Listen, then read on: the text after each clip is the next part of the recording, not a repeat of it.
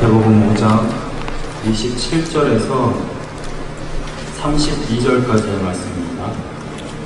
산상수훈 6번째 시간입니다. 오늘 저는 음욕을 품지 말라라는 제목으로 함께 하나님의 말씀을 나누겠습니다. 성경의 하나님의 말씀은 크게 두 가지인 것 같습니다. 하라, 하지 말라. 하나님의 자녀에게 유익한 것은 하라고 하시고 유익하지 못한 것은 하지 말라라고 명령하십니다. 하나님의 말씀에 하라고 하면 예 하겠습니다 하고 하지 말라 하면 예 하지 않겠습니다 라고 하는 삶을 살고 계신가요? 지난주 금요일날 점심을 먹으러 집으로 갔더니 저희 집에 두 분의 사모님이 와 계셨어요. 같이 아내와 점심을 먹기 위해서 두 사모님이 방문을 하셨었는데 한 사모님이 자신의 자녀 아들을 데리고 왔습니다. 아들의 나이는 이제 한 2년이 좀 안 되었던 것 같아요. 이제 막 걸어다니고 열심히 기어다니는 그러한 시기입니다. 근데 이 아들을 데리고 온 사모님이 식사 중에 하시는 말씀이 하지 말라라는 얘기를 되게 많이 하는 것 같다 이런 말씀 하시더라고요. 아이가 키친에 들어와가지고 위험한 물건을 만지고 자꾸 서랍장을 열고 막 위험한 곳에서 막 뛰어내리려고 하고 밖에 나가면 이상한 것들을 막 주워 먹으려고 하고 그러니까 그러한 모습을 보니까 자신의 자녀가 혹여나 다칠까봐 혹여나 나쁜 것을 먹고 건강이 안 좋아질까봐 하지 말라라는 얘기를 자주 하게 된다고 이런 말씀을 들었습니다. 하나님은 하나님의 자녀들을 구원하시고 난 이후에 이 땅에 살아가면서 다치지 않게 하기 위해서 또 나쁜 병에 걸리지 않게 하기 위해서 하나님의 자녀들에게 하지 말라라는 그런 말씀을 하십니다. 또 오늘 본문을 보게 되면 예수님께서 이렇게 말씀하셔요. 28절에 나는 너희에게 이르노니 음욕을 품고 여자를 보는 자마다 마음에 이미 간음하였다. 27절에 자신의 제자들에게 이렇게 말씀을 하십니다. 너희는 이미 간음하지 말라라는 이야기를 들었다. 그런데 실제적으로 간음을 하고 안 하고의 문제가 아니라 마음에 이미 음욕을 품었으면 그것은 간음을 한 것이다. 이렇게 말씀을 하고 계시는 거죠. 이미 우리가 이전에 나누었던 5장 20절에 나오는 자신의 의를 드러내는 서기관과 바리새인들은 실제적인 행동이 중요한 사람들입니다. 실제적으로 사람을 죽여야 살인을 한 거예요. 실제적으로 간음을 해야지만이 간음을 한 것으로 취급을 합니다. 그런데 예수님은 그렇지 않습니다. 이미 그 마음에 음욕을 품었다고 한다면 그것은 간음한 것이다 라고 이렇게 말씀을 하고 있는 것이죠. 오늘 읽었던 본문 말씀 중에 31절과 32절을 보게 되면 이렇게 기록되어 있습니다. 또 일러스되 누구든지 아내를 버리려거든 이혼 증서를 줄 것이라 하였으나 나는 너희에게 이르노니 누구든지 음행한 이유 없이 아내를 버리면 이는 그로 간음하게 하며 또 누구든지 버림받은 여자에게 장가드는 자도 간음함이니라. 유대인들은 이혼 증서를 주면 무조건 이혼을 할 수 있다라고 가르침을 받았다는 것입니다. 마가복음 10장을 한번 함께 보시겠습니다. 그럼 마가복음 10장을 한번 찾아서 함께 보시기 원합니다. 마가복음 10장 2절을 보게 되면 바리새인들이 예수님을 시험하려고 이러한 질문을 합니다. 10장 2절에 바리새인들이 예수께 나와 그를 시험하여 묻되 사람이 아내를 버리는 것이 옳으니까 왜 예수님을 시험하여 물었다라고 얘기를 하냐면 바리새인들이 정말 몰라서 물어본 게 아니라 예수님이 어떻게 대답하나 보려고 지금 이 질문을 했다라는 것입니다. 그런데 아내를 버리는 것이 옳으냐? 라는 이 질문을 한 이유는 당시에는 이혼에 대한 두 가지 견해가 있었어요.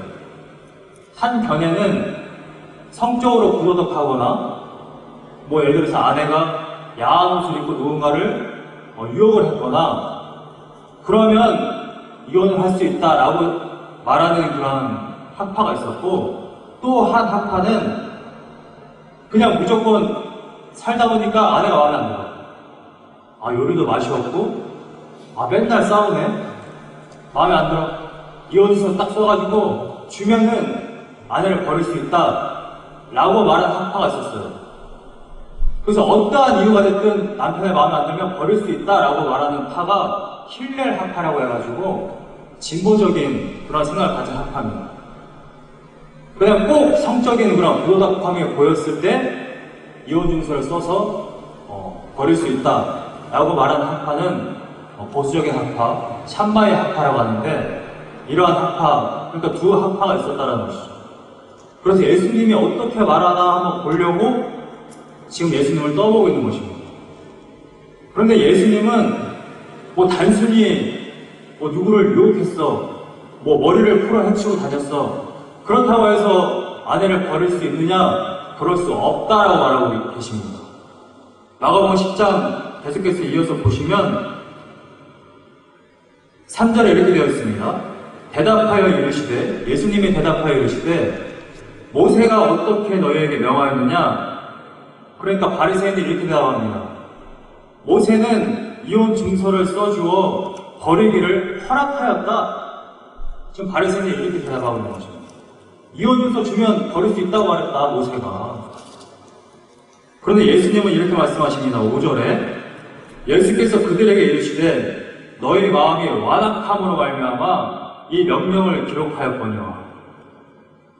그 이후에 보시게 되면 하나님은 이렇게 명령했다는 것입니다. 창조 때부터 남자와 여자를 지으시고 결혼하시고 부모를 떠나 한 몸을 이루게 하셨다. 한 몸을 이룬 이 부부를 사람이 가릴 수 없다.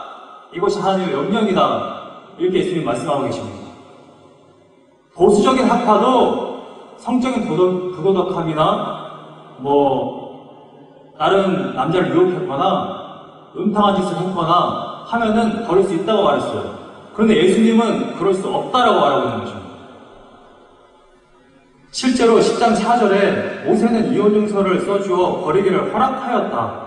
이렇게 말한 표현이 지금 뭘 가지고 이 사람이 이렇게 말을 하냐면 신명기 24장을 가지고 얘기하고 있는 것입니다. 신명기 24장 1절을 보게 되면 모세가 이렇게 말합니다.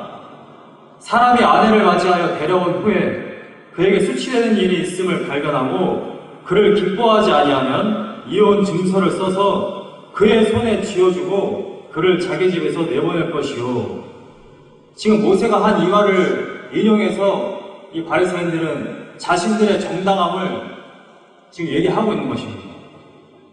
그런데 24장 1절에 나오는 이 수치되는 일은 이 예수님 당시에 서기관과 바리새인들이 해석했던 것처럼 단순히 성적인 부도덕함, 사람을 유혹하는 것, 그것이 아닙니다. 이것은 원어를 보게 되면 사람의 성적인 그 부분, 생식기, 그다음에 음탕한 일, 실제로 다른 이와 난잡한 일을 한 행위를 얘기하고 있는 것입니다. 그런데 이러한 일을 행했을지라도 그 24장 1절 이후에 보게 되면 그를 기뻐하지 아니하면, 이 말은 그러니까 은혜가 없으면, 너희가 용서할 마음이 없으면 이혼 증서를 써서 보내라, 이 이야기입니다. 혹 음행한 일이 있으면 이혼 증서를 써서 내보내거니와, 그렇다 할지라도 최대한 은혜와 자비를 베풀어서 합하는 것이 하나님의 뜻이다. 이것을 예수님은 지금 말씀하고 있는 것입니다. 그런데 서기관과 바리새인들은 이혼 증서를 주면 버릴 수 있다, 이렇게 주장을 했었다는 것이죠. 그래서 많은 유대인들에게 이렇게 가르쳤다는 것입니다. 그래서 예수님은 보수적인 학파의 그 의견조차도 맞지 않고 확실하게 말을 하는데 오늘 본문의 32절에 음행한 이유가 있다면 아내를 버릴 수 있다. 그거 외에는 아내를 버릴 수 없다는 것입니다.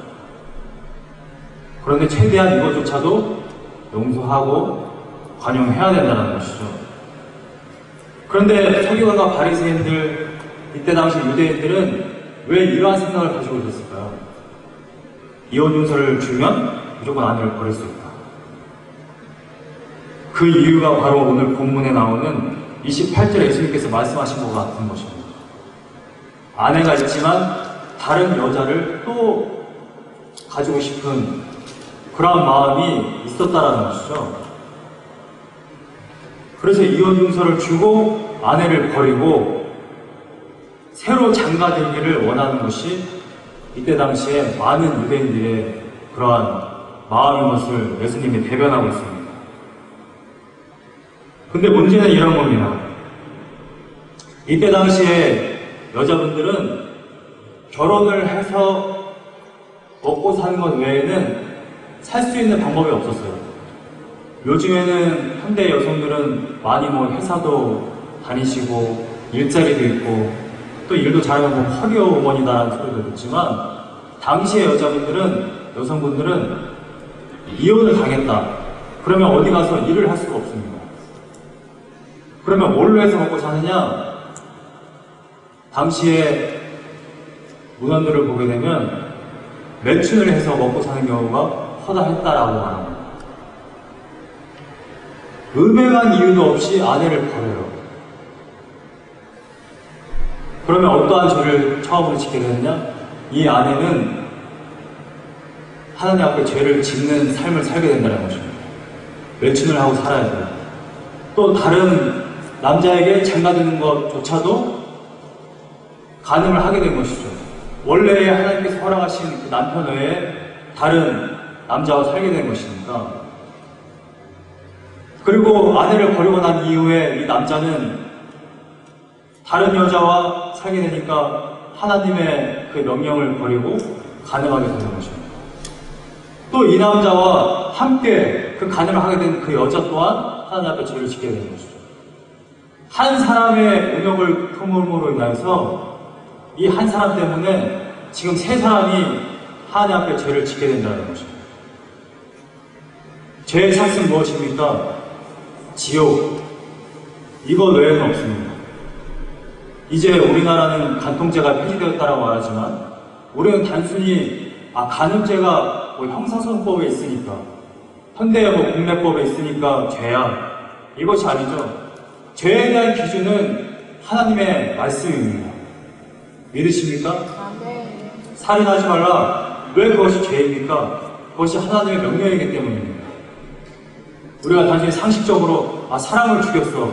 마음이 아프네. 이래서 죄가 아니라 하나님의 말씀이 하지 말라고 하였기 때문에 그것이 바로 죄인 것입니다. 선악과를 따먹은 것이 도대체 왜 죄입니까? 과일 하나 따먹은 것뿐인데 그러나 하나님의 말씀에 불순종하였기 때문에 죄인 것이죠. 음욕을 품지 말라. 그런데 그것이 왜 죄이냐? 그것이 하나님의 명령이기 때문입니다. 만약에 우리가 정말 성욕이 없다고 한다면 하나님의 말씀하신 것, 생육하고 번성하라. 이 말씀을 결단코 지킬 수가 없습니다. 성욕과 음욕은 확실히 구분되는 것이죠. 그래서 단어 자체도 다르게 표현하고 있습니다. 한글로 음욕은 음란한 욕구입니다. 그런데 이 음욕을 품은 것에 대한 죄 삭시 무엇이냐? 바로 지옥이라는 것입니다. 29절과 30절에 두 번 반복해서 나오고 있는 말씀이 있습니다. 29절에 내 백체 중 하나가 없어지고 온몸이 지옥에 던져지지 않는 것이 유익하다. 30절에도 똑같이 쓰여져 있습니다. 내 백체 중 하나가 없어지고 온몸이 지옥에 던져지지 않는 것이 유익하다. 지난주에 말씀드린 것처럼 지옥이라는 이 표현은 원어로 게헨나라고 해서 개냐는 구약성경에서 흰놈의 골짜기입니다. 흰놈의 골짜기에서 구약성경에 어떠한 일이 발생했느냐? 가나안의 백성들이, 그러니까 이스라엘 백성들이 가나안에 들어가기 이전에 살았던 그 원래 가나안 거민들이 흰놈의 골짜기에서 몰렉이라는 우상에게 우상숭배를 했던 것입니다. 근데 대표적으로 이 우상숭배를 하는 행위가 자신의 자녀들을 이 불 속에 집어넣는 거였어요. 바로 이 표현을 똑같이 예수님께서 인용하셔서 바로 지옥은 그와 같은 곳이다 라고 말하고 있는 것입니다. 마가복음 9장을 보게 되면 지옥이 어떠한 곳인지 잘 나타나 있습니다. 마가복음 9장 49절에 이렇게 되어 있습니다. 불로써 소금치듯 하는 곳. 우리가 예전에 연탄을 많이 떼었었는데 저희 시대만 해도 그 연탄에다가 소금을 던지면 파바박 하고 튀죠. 지옥에서의 형벌은, 지옥에서의 삶은 바로 그와 같은 것이라는 것입니다. 그런데 문제는 뭡니까? 이것이 영원하다라는 것입니다. 마가복음 9장 48절을 보게 되면 거기에서는 구더기도 죽지 않고 불도 꺼지지 아니하느니라. 지옥 형벌은 영원하다는 것입니다. 저는 단순히 여러분들에게 지옥을 말씀드려서 협박을 하는 것이 아니라 지옥이 바로 이러한 것이라는 것을 우리가 두려움으로 알고 하나님의 말씀을 순종할 수 있는 그러한 하나님의 자녀가 되어야만 한다는 것입니다. 그래서 이 지옥이 얼마나 고통스러운 것이냐. 예수님은 지옥이 어떠한 곳이라는 것을 이 구약을 인용하면서 말씀을 하시고 지옥에 가지 않도록 하나님의 자녀들을 이렇게 가르치고 계신 것입니다. 그래서 음욕을 품지 말라. 마음에 음욕을 품으면 이미 가늠한 것이다. 그래서 차라리 음욕을 품지 말고 음욕을 품게 하는 눈을 빼어내버리라. 이렇게 29절에 말하고 있는 것입니다. 실제로 눈은 어떠한 범죄를 실제적으로 저지르지 않습니다. 그런데 우리가 실제로 바라보는 것, 성경에도 이렇게 쓰여져 있죠. 너희 재물이 있는 곳에 너희 마음이 있다. 우리들의 의지가 향하는 곳, 우리들의 마음이 있는 곳에 바로 우리들의 눈이 향하게 되어 있다는 것입니다. 우리들의 의지가 향하였던 그 눈에 결국에는 30절에 쓰여져 있는 것처럼 결국 우리들의 실질적인 행동이 오른손이라는 것은 우리가 실질적으로 가장 유용하고 가치 있는, 힘이 있는 그 손을 얘기하는 것이죠. 우리들의 실질적으로 의지가 발현되는 그 신체를 얘기하고 있는 것입니다. 그래서 예수님은 이렇게 말씀하고 있는 것입니다.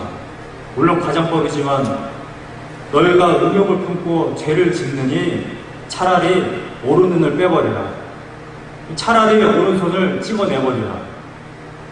그래서 이 말씀을 들은 초대교회의 유명한 교부, 초대교회의 아버지라고 불리는 오리겐이라는 사람은 스스로 고자가 되었다고 합니다.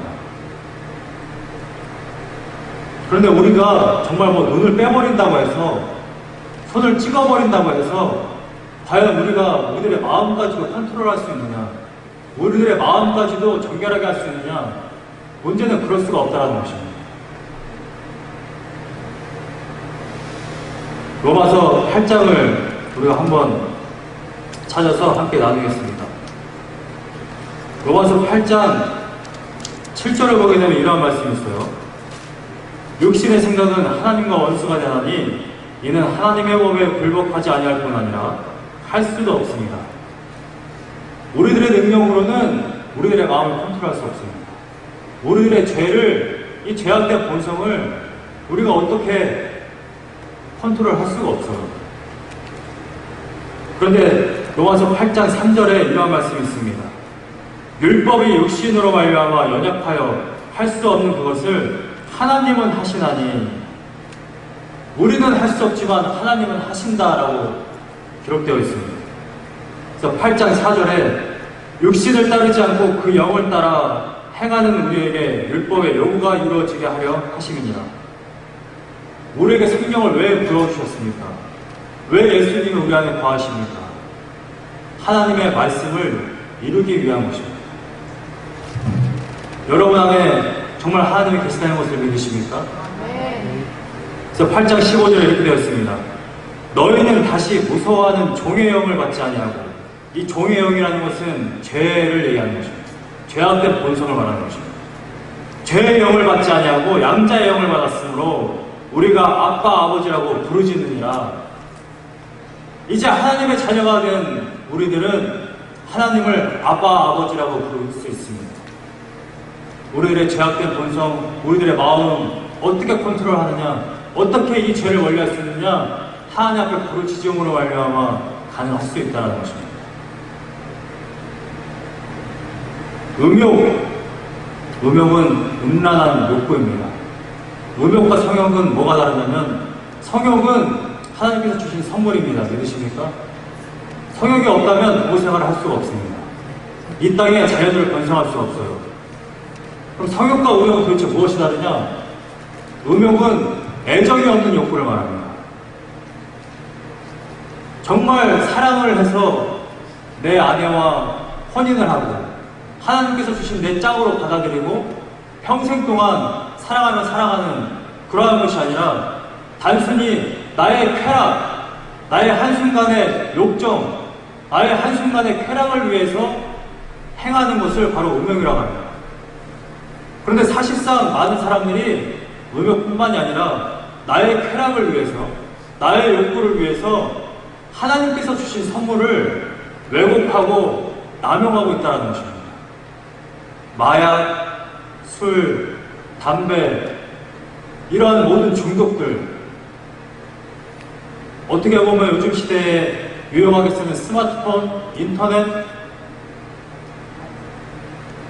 그러한 것조차 하나님을 찾고 삶 가운데 하나님을 예배하는 삶을 빼앗기고 그것에만 시간을 뺏긴다고 한다면 그것이 결국 우리들의 쾌락, 우리들의 욕구를 위한 것으로 변질된다는 것이죠.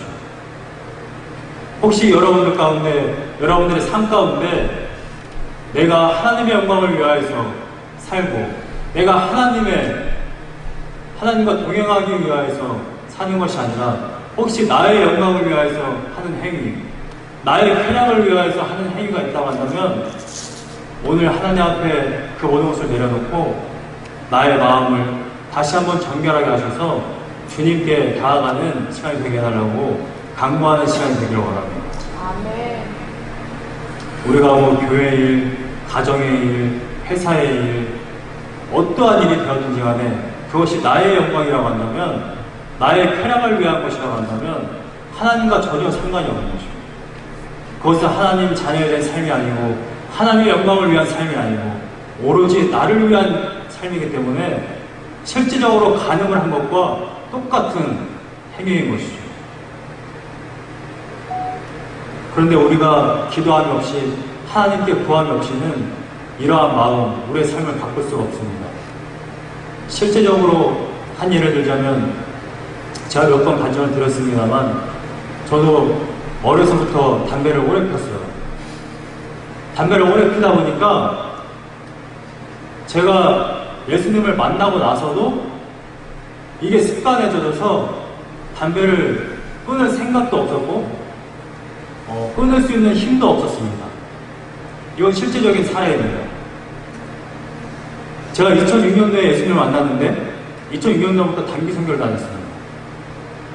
단기 선교 새벽 6시부터 기도회 하고 전도 나가고 예배 드리고 밤 11시까지 그렇게 예배 드리고 또 교회 인테리어 하고 이것저것 하다 보면 새벽 2, 3시에 자게 되는데 한두 시간 자는 그 피곤함 속에서도 하나님의 일을 마치고 나서 제가 했던 행동들은 나가서 담배를 피는 거였어요. 물론 독일에서는 담배가 자유라고 말하지만 제가 근데 왜 담배가 죄라고 느꼈느냐면 제가 예수님을 만나고 하나하나 이렇게 지나다 보니까 제가 깨달은 게 하나 있었어요. 정말 괴롭고 힘들 때, 정말 나에게 어떠한 도움이 필요할 때 하나님의 자녀면 하나님을 찾아야 되는 게 상식적인 거죠? 근데 저는 괴롭고 힘들 때, 스트레스가 쌓일 때 가장 먼저 뭘 찾았느냐? 담배를 찾았다는 거죠. 제가 어느 날 저의 그 모습을 보고 깜짝 놀랐어요. 내가 정말 하나님의 자녀가 맞나? 하나님께서 나의 모든 문제를 해결하신 분이 맞나? 나의 고민을 들으시고 나의 인생을 주관하신 분이 맞나? 맞는데 나는 왜 하나님보다 담배를 더 먼저 찾지? 왜 담배 한 개 피해서 위안을 찾지? 너무 이상했던 거예요. 그 마음이 들었어요. 물론 그 마음이 들게 하신 것도 성령님의 은혜라고 믿습니다. 그런데 그 전까지는 제가 담배를 끊게 해달라고 한 번도 하나님께 구하지 않았다는 거예요. 왜냐하면 나의 스트레스, 나의 아픔, 나의 고민을 해결하는 해결자가 담배라고 믿었기 때문에. 제가 한번 여쭤보겠습니다. 만약 여러분들이 돈을 사랑해요? 그러면 하나님 앞에 주님 돈을 사랑하지 않게 해주세요 라고 기도하시겠습니까? 제가 다른 그 무엇보다도 제 자식을 가장 사랑해요. 그러면 제가 하나님보다 제 자식을 더 사랑하지 않도록 해주세요 라는 기도를 하겠습니까? 우리가 정말 세상을 사랑하는 것은 하나님께 기도조차 하지 않는다는 것입니다. 이것이 인간의 본성이에요. 내가 만약 정말 담배를 하나님보다 더 사랑한다면 아마 이렇게 기도하는 게 맞습니다. 주님, 온 세상의 그리스도인들이 술과 담배에 자유할 수 있도록 모든 성도들의 마음을 바꾸셔서 예배 끝난 이후에 다 같이 담배 한 대 피면서 설교를 피드백도 좀 하고 은혜를 나누고 소모임을 하면서 화기애애하게 안개가 자욱한 곳에서 말이죠. 그렇게 기도할 것 아니겠습니까? 제가 만약 돈을 좋아한다고 한다면 가난한 속에서도 풍요롭게 하시고 라는 기도보다는 주님 저에게 이거보다 더한 재물을 주셔서 할렐루야 이렇게 기도하는 상식적인 것이죠. 그런데 제가 담배를 끊게 기도를 한 이유가 이거 아니다. 담배가 나의 해결자가 아니지. 나의 인생을 주관하는 것이 담배가 아니지. 라는 걸 깨달았기 때문에 제가 바로 그 깨달은 그날 하나님 앞에 담배를 끊게 해주십시오. 처음으로 기도했다라는 것입니다. 예수님 만난 지 몇 년이 지난 후에 시험 들지 않으시기 바랍니다. 그런데 놀라운 사실은 기도를 하고 난 그 다음날부터 제가 구역질을 하기 시작했다는 거죠. 담배를 피자마자. 그런데도 저는 포기하지 않았어요. 구역질을 하니까 담배를 버렸습니다. 그 비싼.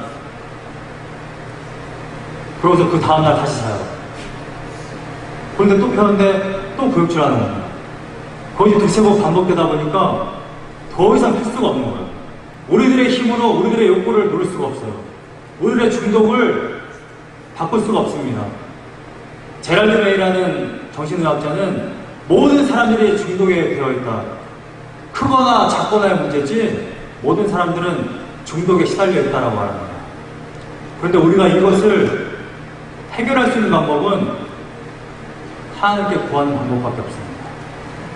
우리들의 중독된 거 모두 다 파하여 주시고 내가 음욕보다 스마트폰보다 내가 하나님을 더 갈망하게 하여 주시옵소서. 내가 이 작은 하나님께 주신 선물보다 더 하나님을 사랑할 수 있는 정말 이 선물의 근원인 하나님을 사랑할 수 있는 마음을 주시옵소서. 이렇게 기도하는 것이 우리 하나님의 자녀들의 자녀된 권세인 줄로 믿습니다.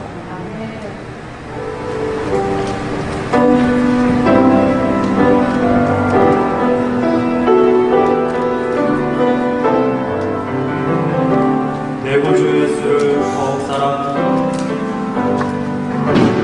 내 구주 예수를 더욱 사랑하며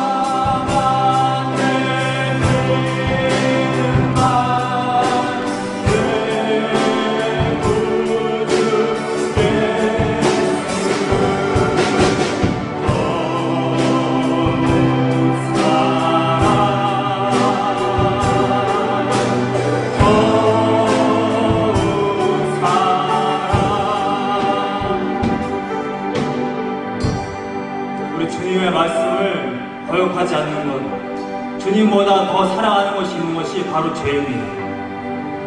우리가 정말 이 세상에서 어떤 큰 죄를 짓는 것이 아니라 우리가 우리의 마음으로 예수님보다 더 사랑하는 게 있다면 그것이 바로 죄이고 그것이 바로 우상 숭배인 것입니다. 골로새서 3장 5절에 이렇게 되어 있습니다. 당신은 곧 우상 숭배를 나의 영광을 위하여서 나의 쾌락을 위하여서 하나님보다 더 사랑하는 것이 있다면 그것이 바로 우상 숭배인 것입니다. 주님, 오늘 이 시간에 나의 모든 죄악을 도말하여 주시옵소서. 예수님을 더 사랑하는 마음 주시옵소서. 우리 합심하여서 뜨겁게 기도하겠습니다.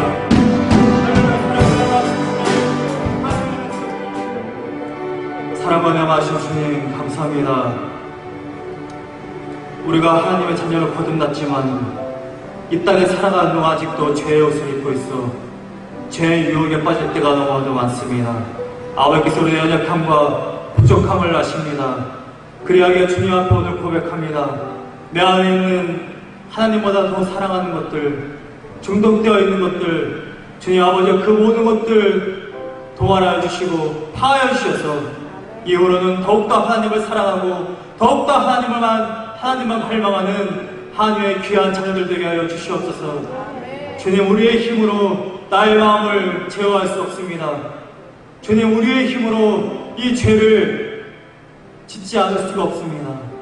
이 죄 많고 험하고 혼란하고 악한 시대에 우리를 오직 성경으로 충만하게 하셔서 우리가 이 땅 살아가는 동안 하나님의 영광을 드높일 수 있고 매 순간마다 하나님을 더욱더 사랑하고 예배할 수 있는 하나님의 귀한 자녀들 되게 하여 주시옵소서. 우리들의 힘으로 될 수가 없어 주님 앞에 고백하오니 주님 앞에 구하오니 우리들의 기도에 응답하여 주시옵시고 은혜 허락하여 주시옵소서. 한 주간 죄악을 멀리하고 더욱더 하나님께 가까이 가는 시간으로 아버지께서 이끄실 것을 믿사오며 예수님의 이름으로 기도하였습니다. 아멘.